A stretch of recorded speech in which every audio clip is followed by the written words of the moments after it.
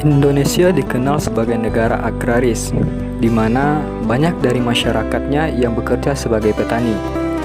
Sektor pertanian memang sudah sejak lama menjadi sektor unggulan dan fokus dari pemerintahan negara Indonesia untuk menuju swasembada pangan. Jika membahas pertanian, tentu tak bisa lepas dari petani. Petani menjadi tokoh yang sentral dalam bidang pertanian itu sendiri. Secanggih apapun teknologi pertanian, tak akan bisa berjalan dengan baik tanpa sosok petani. Untuk membajak sawah, masyarakat desa ini masih memanfaatkan tenaga kerbau, bukan karena tidak tersentuh oleh modernisasi pertanian. Hanya saja, petani di desa ini percaya, dengan menggunakan tenaga kerbau, sawah lebih lembut dan gembur dibandingkan menggunakan traktor. Namun selain itu, alasan petani di sini masih menggunakan kerbau adalah karena kerbau dapat beranak pinak dan dijadikan sebagai investasi. Membajak sawah dengan memanfaatkan tenaga kerbau bukan perkara mudah. Pekerjaan ini cukup melelahkan karena harus menggiring kerbau agar tak ada bagian sawah yang terlewatkan oleh mata bajak. Setelah proses membajak selesai, maka langkah selanjutnya yaitu menyikik. Menyikik bertujuan untuk menghancurkan tanah dan membentuk lumpur.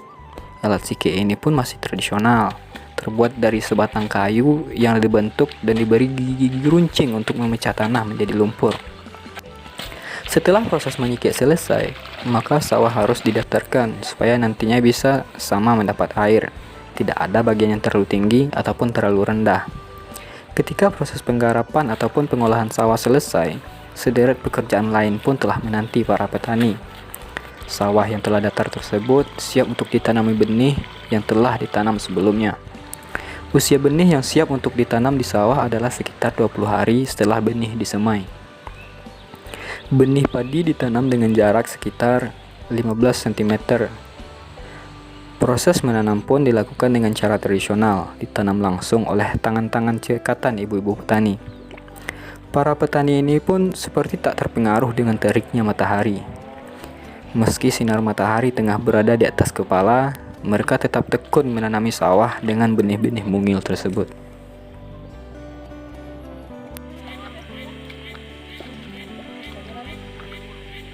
Tahun 78 sampai gini, sampai 2020 gini kah? Sampai gini banyak lah, kadang itu ketika pani lagi deh, tengah malam main jale air deh. Pukul 1, pukul 2 boleh, pokoknya cinta lolo.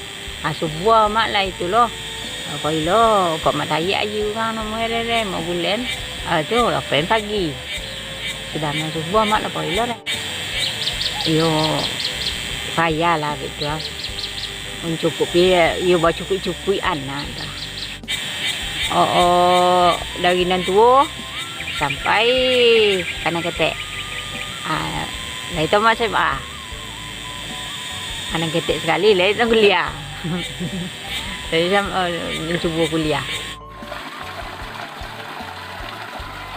Istilah petani konon katanya diberikan pertama kali oleh Presiden pertama Indonesia, Soekarno, yang mana petani adalah singkatan dari Penopang Tatanan Negara Indonesia.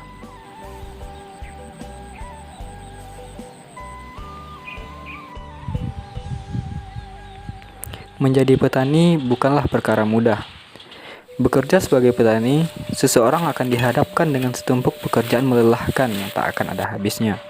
Mulai dari menggarap sawah hingga proses panen. Di Padang Jariang, sebuah desa kecil di kaki Gunung Sago, kegiatan pertanian masih dilakukan dengan cara yang masih sangat sederhana. Mulai dari menggarap sawah, menanam padi, hingga memanen masih dilakukan secara tradisional menggunakan tenaga manusia dan bantuan tenaga hewan.